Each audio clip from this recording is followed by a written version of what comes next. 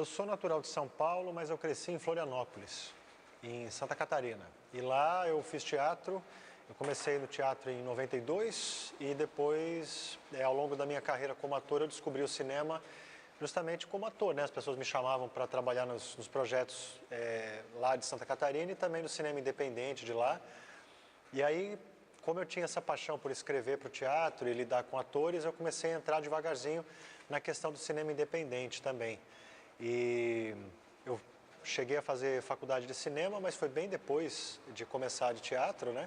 A minha primeira faculdade de cinema foi em Santa Catarina, foi a faculdade Unisul.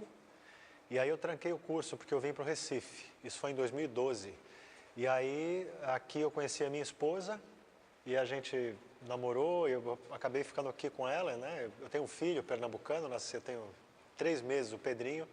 Então eu finquei raízes na cidade do Recife. E aqui eu continuei o meu curso de cinema, na ESO Barros Melo, onde eu me formei e o meu projeto de TCC é o Zornit.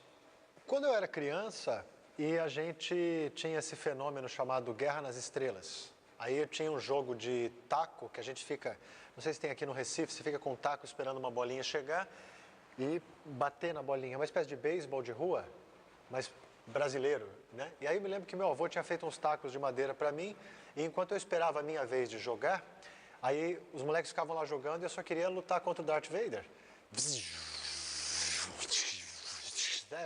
Era isso que eu queria.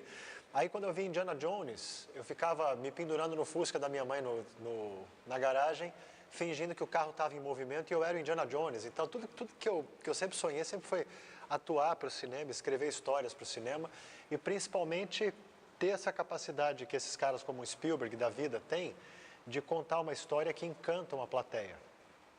E foi assim, como o teatro já estava na minha vida desde 92, aí eu acho que juntar as duas artes, teatro e cinema, foi uma coisa muito natural, né? Então, hoje em dia eu continuo estudando, estou me formando agora em cinema, mas continuo estudando, vendo tutorial, lendo livro de cinema e tentando botar em prática o que eu aprendi, né? A primeira coisa que eu aprendi em teatro foi mímica. E aí, na aula de mímica, a professora me ensinou essa coisa que é muito valiosa para quem faz arte em geral. Seja música, pintura, literatura, cinema, teatro. Para todos nós é assim, existe um artista que faz alguma coisa para um público que recebe, né? Um público que assiste ou que lê, um público que curte esse material que é feito. Então, eu acho que a principal diferença que você me pergunta entre cinema e teatro é justamente isso. Você precisa entender qual é o seu público e como que você vai chegar até eles. Pelo cinema e pelo audiovisual, o meio eletrônico, né? Então a câmera se transforma numa espécie de máquina do tempo que guarda as coisas, né? E no teatro é ao vivo. Então, para você lidar com uma plateia e com a outra, existem regras muito diferentes, mas elas se interseccionam. Elas são atores também, é uma dramaturgia também, e é, lógico, um posicionamento. Quando você coloca uma plateia de teatro diante de um ator, num palco, você sabe que ele está sempre vendo, essa pessoa da plateia está vendo um ator sempre de frente, né? O cinema você pode dar a volta nele com a câmera, ou entrar dentro dos pensamentos dele, ou sair do teatro e ir para um lugar distante na memória dele e voltar em questão de segundos, né? Então é como se fosse o cinema fosse uma ampliação da mágica do palco, para mim. Então como dizia Orson Welles, é o brinquedo mais interessante do mundo, assim. Eu gosto de todas as iniciativas de cinema brasileiros, todos. E principalmente do cinema independente e do cinema mainstream também. O cinema norte-americano ele tem essa tendência de aculturar o público de maneira que o público acha que nós não podemos. De que os nossos filmes não serão tão interessantes quanto assistir um blockbuster num shopping, por exemplo, né? Eu sonho com o dia em que os nossos filmes possam ser blockbuster de shopping também. Que a gente possa ir aos milhares para curtir o novo filme do diretor tal, entendeu? Mas, infelizmente, o cinema brasileiro, e não só pernambucano, ainda é visto por um público que eu não vou chamar de elitista, porque não é bem a palavra, mas eu diria assim, perto da porção da população que vai assistir, digamos, os filmes ruins norte-americanos, você tem muito mais pessoas do que vendo os filmes bons brasileiros, né? Mas isso não é culpa do cinema nacional, é mais culpa do modo como o público está educado.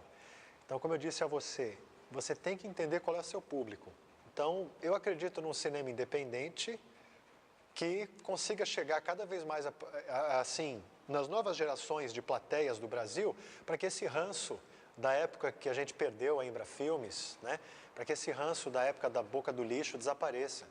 Não que eu não respeite a Boca do Lixo ou a Embra Filmes, muito pelo contrário, Zé do Caixão, acho que todos esses caras têm que existir. A questão é, o brasileiro médio ainda tem aquela coisa de achar que todo filme nacional vai necessariamente ser de nudez, ou de objetificação da mulher, ou uma comédia besta da Rede Globo. E embora a Rede Globo, que tem mais bala na agulha, não mude essa realidade, porque justamente eles é que podiam mudar isso, mas eles mantêm, né? Eu acho que o cinema não só pernambucano, mas o nacional como um todo, e o independente, principalmente, tem por função isso. A gente tem que conquistar a nossa plateia, sabe? E respondendo a sua pergunta, eu sou fã de Kleber Mendonça, acho que o cinema pernambucano estar em Cannes não é por acaso, nós temos um olhar muito bacana e um celeiro de novos talentos aqui na cidade do Recife e em Pernambuco como um todo, que tem que ser descoberto, que tem que ser fomentado.